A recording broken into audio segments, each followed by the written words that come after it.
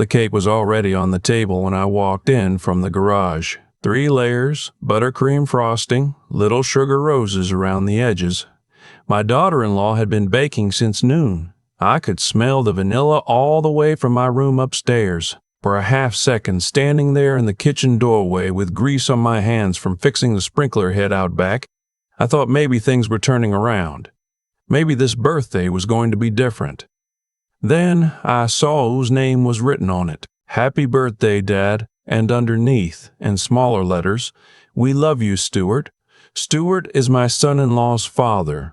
He turned 67 that Saturday. Nice enough man, I suppose. Quiet. Likes college football and has opinions about barbecue that he'll share whether you asked or not. I turned 68 the following Tuesday. I went back to the garage and finished with the sprinkler. My name is Gene. I spent 31 years as a high school history teacher in Dayton, Ohio, and another 4 as a department chair before my wife Carol got sick. Pancreatic cancer. 14 months from diagnosis to the end. I took early retirement to be with her. And when she passed, I sold our house on Elmwood Drive, the house where we'd raised our daughter, Bryn, where she'd learned to ride a bike in the driveway and cried over her first broken heart on the back porch steps. And I moved in with Bryn and her husband, Dale, and their 2 kids. That was 26 months ago. I want to be honest about how it started, because it didn't start badly. Bryn called me every day after the funeral. She was worried, and she had reason to be. I'd lost about 18 pounds. I was forgetting to eat. I'd sit in Carol's reading chair for hours and not know where the afternoon went. When Bryn suggested I sell the house and move in with them, she cried on the phone, and her voice sounded so much like her mother's that I said yes before I'd really thought it through. The house sold for $340,000. After paying off the remaining balance and closing costs, I cleared just over $290,000. Bryn and Dale had been renting a townhouse in Centerville, and they wanted something bigger now that they had 2 kids. We found a 4-bedroom colonial on Whitmore Road with a finished basement and a yard. The purchase price was $415,000. I put in $200,000 as a down payment. The rest was financed with a 30-year mortgage in Dale and Brennan's names. The agreement, as I understood it, was that I would live there rent-free in exchange for the down payment. I'd help out with the grandkids when I could. We'd be family, under one roof the way families are supposed to be. That was the agreement as I understood it. I should have known something was shifting when Dale started referring to it as their house. Small thing. Barely noticeable at first. But I'd say something like, the gutters on the east side of the house need cleaning, and Dale would say, yeah, I'll get to it. And there was something in the way he said I'll get to it that didn't include me at all, like I was a neighbor who'd leaned over the fence to mention it, not a man whose $200,000 was sitting in the foundation. The first winter, things were fine. I had dinner with them every night. I helped my grandson, Cooper, with his 2nd grade reading. I drove my granddaughter, Maisie, to her Thursday swim lessons because Dale worked late and Bryn had her yoga class. I fixed things around the house. I painted the laundry room. I replaced the garbage disposal when it seized up. I wasn't keeping score. I want to make that clear. I wasn't tallying up my contributions and waiting to cash them in. I was just being useful the way I'd always been. Carol used to say I couldn't sit still for more than 20 minutes without finding something that needed fixing. But somewhere around the 2nd spring, I noticed things were changing. Dale started coming home later. Not just occasionally, consistently. 9 o'clock, 9:30. Some nights after 10. I'm not naive. I know jobs have bad seasons and demanding stretches. But dinner started shifting earlier. 6 o'clock became 5:30, then 5. Bryn would have the kids fed and cleaned up by the time I came downstairs, and there'd be a plate left out for me on the counter, wrapped in foil. Not a bad plate, she's a decent cook, but it was wrapped and waiting, not a table set and a chair pulled out. I told myself it was logistics. 2 kids, busy schedules. Then I noticed they'd started closing the door to the family room in the evenings, not every night, but often enough that I started defaulting to my room after dinner. I'd sit up there with a library book and listen to the muffled sound of the television downstairs and the kids laughing and the particular silence of a family settling in for the night without you. Carol's photo was on my dresser. I'd look at it sometimes and ask her what she thought I should do. She never answered, of course, but I knew what she'd have said. Jean, you always see the best in people until you can't anymore. Just make sure you see it before it hurts too bad. The mortgage conversation happened on a Wednesday in March, 14 months after I moved in. I was making coffee in the kitchen when Bryn came in still wearing her robe, phone in her hand, and said, without preamble, Dad, the mortgage payment comes out of the joint account on the 15th. Dale thinks it makes sense for you to start contributing since you're living here. I turned around. I thought I'd misheard her. Contributing, I said. Just something reasonable, like rent. Kind of. We were thinking $1,200 a month. I stood there with the coffee pot in my hand and looked at my daughter, the same girl I'd taught to make scrambled eggs, the one I'd driven to the SAT at 6 in the morning with a travel mug of hot chocolate. And I tried to find the version of this conversation that made sense. Bryn, I said slowly, I put $200,000 into this house. I know, Dad, and we're so grateful for that. But things are tight, and the mortgage is tawing $400, and Dale feels like it's only fair. Dale feels. She looked at her phone instead of at me. It's not a big deal. It's less than you'd pay anywhere else. I paid $1,200 a month starting in April. I told myself it was temporary, that things would level out. The Dale was under pressure at work and Bryn was stretched thin, and this wasn't who they were at their core. I'd taught teenagers for 31 years. I believed in giving people the benefit of the doubt. Stuart came for a long weekend in June. He drove up from Lexington in a truck I didn't recognize, new or close to it, and Bryn made a pot roast, and there was a bottle of red wine on the table that didn't appear on ordinary weeknights. Dale and Stuart sat on the back porch after dinner until almost midnight. I could hear them laughing from my room. The next morning, Bryn made waffles. The kids climbed all over Stuart at the table. He brought Cooper a remote control car, and Maisie a set of watercolor paints. And Bryn said, "You didn't have to do that, Stuart. You're so sweet." And she kissed him on the cheek. I sat at the end of the table and ate my waffle. Nobody was unkind to me. That's the part that's hard to explain to people who haven't lived it. It wasn't cruelty. It was something more like forgetting. A guy was furniture that had been there so long nobody thought to notice it anymore. When Stuart left Sunday afternoon, Bryn walked him to his truck and waved until he turned the corner. Then she came inside and asked if I could watch the kids because she and Dale were going to a movie. Sure, I said, of course. I watched Maisie and Cooper build a blanket fort in the living room and thought about my $200,000 and my $200,000 a month and the plate left on the counter wrapped in foil, and I thought, I am living in someone else's house. And I helped them buy it. August is when Dale's parents decided to move. Stuart and his wife, Nora, had been talking about downsizing for a while. Their kids were grown. They didn't need the space.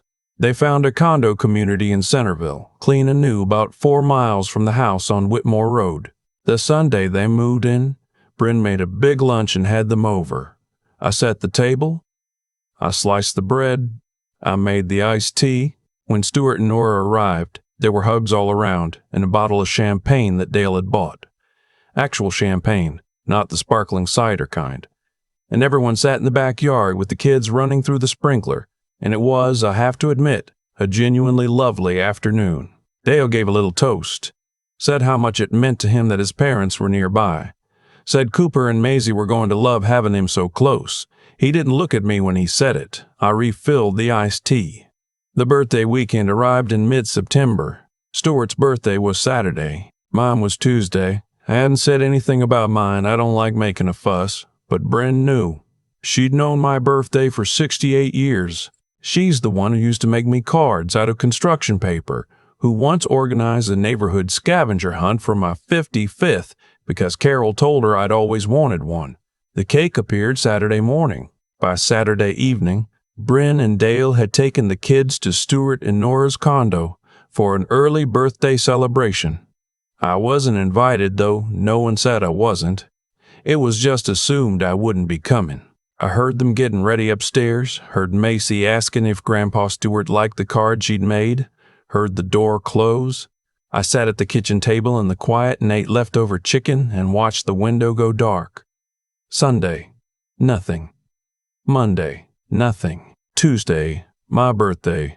I came downstairs and Bryn was packing the kids' lunches for school. She handed Cooper his backpack, kissed Maisie on the head, and said, "Dad, can you make sure the dishwasher gets run? We forgot last night." Then she left. I stood in the kitchen for a long time. There was no card, no cake, no happy birthday. Not from Bryn, not from Dale, not from the kids, who, to be fair, are 7 and 9 and probably weren't told. I went upstairs and sat on the edge of my bed and looked at Carol's picture and felt something I hadn't felt since the weeks after she died. Not grief, exactly. Something older and colder. The particular feeling of being somewhere you are not wanted and knowing it and not knowing what to do with knowing it. I ran the dishwasher. Then I started making some calls. My brother Walt lives in Columbus. He's 3 years younger than me and has been telling me to get out of that situation since month 4. I'd been defensive about it. I'd made excuses. That day I called him and didn't make any. "I need to figure out what my options are," I said. He didn't say "I told you so." He's a good brother. We talked for 2 hours. Then I called my old friend Darnell, who done real estate law for 20 years before he retired. He walked me through the situation carefully. The deed was in Bryn and Dale's names. My $200,000 had been a gift, legally speaking, because we hadn't put anything in writing. I had no legal claim to the property. I sat with that for a few days. Then I called my financial advisor and had her send me my full account summary. Between my teacher's pension, the Social Security I'd started drawing at 66, and the $90,000 I still had in savings from the house sale, I hadn't spent it all. I'd been careful. I had enough to be independent. Not lavishly, but enough. I found a 2-bedroom apartment in Beaver Creek, new development, ground floor, covered parking. The kind of place where I could have a chair by the window and a small table for my books and nobody would leave me a plate and foil. I signed the lease on a Friday. The first month's rent plus security deposit came out of savings. I didn't tell anyone. I want to be clear about why I didn't say anything beforehand. It wasn't spite. I thought about this a lot, and I want to be honest, it wasn't about making them panic or punishing them or any of that. It was simpler. I had learned in 26 months that when I expressed a feeling in that house, it was either dismissed or turned into a problem I had created. I'd tried once, early on, to tell Bryn I felt lonely eating alone so often. She'd sighed and said I was being sensitive and that she'd talked to Dale, and then Dale had been visibly cold to me for a week after and nothing changed. I didn't want a conversation where I explained myself and was told I was wrong to feel what I felt. I just wanted to leave. So I packed over the course of 2 weeks, quietly, a box or 2 at a time, carrying things to my car in the evenings when the kids were doing homework and the television was on. Books first. Then the things from Carol's that I'd kept. Then clothes. By the second week, my room looked almost the same. I left the furniture which had come with the house, but the drawers were empty and the closet had only a few items I didn't mind leaving behind. The last morning I came downstairs at 6 before anyone else was up. I made coffee. I sat at the kitchen table one more time. I thought about Carol and Elmwood Drive and the way the light used to come through the windows in the morning when we'd sit together and not need to talk. I thought about 31 years of students and the ones who'd come back later and told me I'd made a difference. And the particular way that felt, not like recognition exactly, but like proof. Then I took a piece of paper from the notepad by the phone and wrote, "Bryn, I've moved to a place of my own. I'm fine. Please don't worry. I'll be in touch when I'm ready. The dishwasher is clean." Dad, I left it on the counter by the coffee maker. I took my last 2 bags to the car. I locked the front door with my key and left the key on top of the note. And then I drove away. The first call came at 8:14 a.m. I know because I was sitting in my new apartment on a folding chair I had bought the week before. eating a gas station egg sandwich and watching the morning light move across the bare floor, and my phone buzzed on the windowsill. Brennan. I let it go to voicemail. The second came 4 minutes later, then Dale, then Bren again. By noon, I had 31 missed calls. By that evening, 53. My brother Walt called too.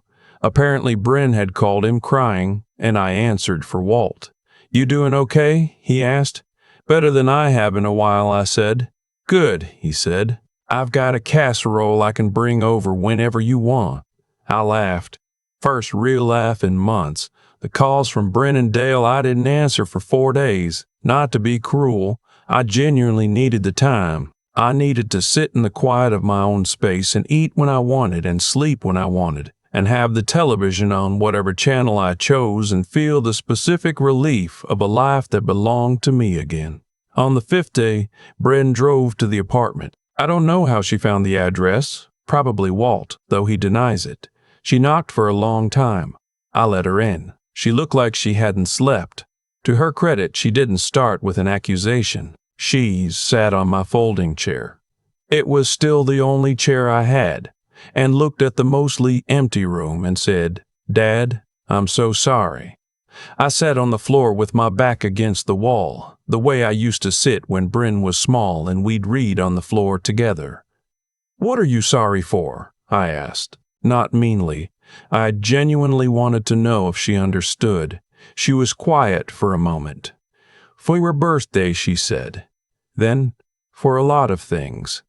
We talked for a long time. I didn't yell. I've never been a yeller. I just told her what it had felt like, plainly, the way I used to teach. Put the facts on the board and let them speak. The $200,000, the $1,200,000 a month, the plate and foil, the birthday that wasn't, Stuart's party, and the champagne and the toast Dale gave without looking at me. She cried. I handed her a paper towel because I didn't have tissues yet. "Are you coming back?" she asked. "No," I said. "I'm not." She nodded slowly. I think some part of her understood it before she'd even asked. That was 4 months ago. I have a couch now, a proper one, deep green, that I found at an estate sale for $180. I have my books on shelves I built myself from boards and brackets, the way I did in my classroom decades ago. I have a bird feeder outside my window that a goldfinch has found, and I have coffee every morning in a chair by the window in the exact quality of light I always wanted. Bren and I talk once a week now, on Sundays. The conversations are careful still. She's told Dale about everything we discussed, the money, all of it, and Dale has been quiet on the subject, which is probably the best I can expect from him. Stuart and Nora are apparently helping them more with the kids now, which is fine. That's how it should have been arranged from the start. Maisie called me last week to tell me about a painting she'd made in art class. A horse, she said, or possibly a dog.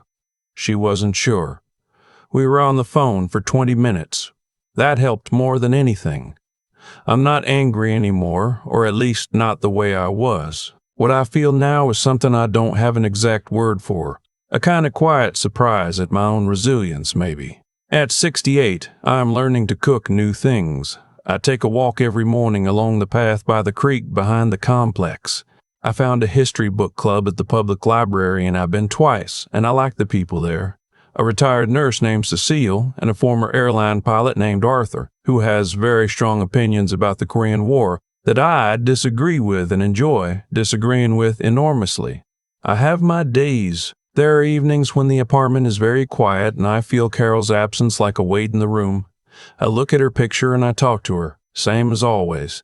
I think she would have some choice words about how the last 2 years went.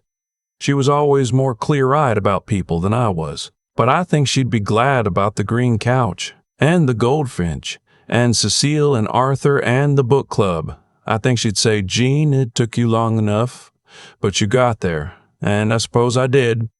I've had a lot of time to sit with all of it now. 4 months in a quiet apartment will do that to you. Give you space to finally hear your own thoughts without somebody else's television drowning them out. What I keep coming back to isn't the money, though the money matters. $200,000 is not a small thing to hand over and then be handed a chore list on your birthday, but the money was really just the clearest symptom of something older and simpler. I had made it too easy for people I loved to take me for granted, and I had kept making it easy long past the point where any reasonable person would have stopped. That's not Bryn's fault entirely. It's not even Dale's, though Dale is a piece of work I'll let time sort out. The truth is, I was the one who said yes when I should have asked questions. I was the one who paid the $1,200 without sitting down and saying, "Wait, let's talk about what we actually agreed to." I was the one who ate the foil-covered plate and told myself it was logistics. I spent 31 years teaching teenagers that intellectual honesty means examining the evidence in front of you, not the story you wish were true. And then I went home and did the opposite for 2 years straight. There's a cost to that kind of willful blindness, not a cosmic one. I don't believe the universe is keeping score or that what happened to me was some inevitable reckoning handed down from above.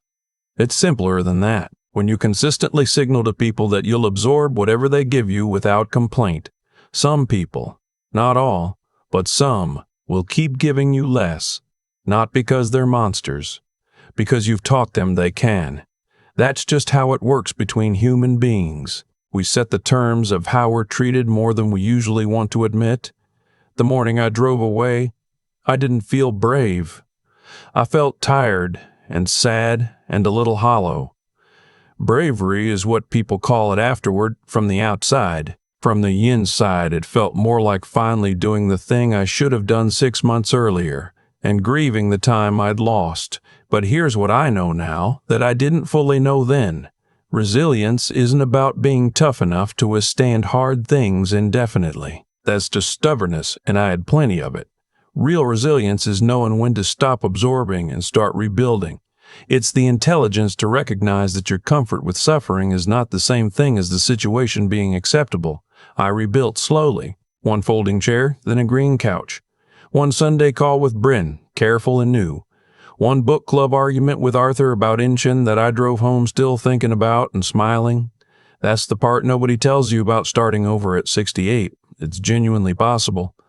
Not easy, not without loss, but possible in ways that can surprise you if you let them. If you've been eating the foil-covered plate and telling yourself it's fine, I'm not here to judge how long you've been doing it. I did it for 2 years. But I'll tell you what I told my students when they were stuck on a problem they'd been staring at too long. Sometimes the only way forward is to change what you're willing to accept. Not with anger, just with clarity. And then move.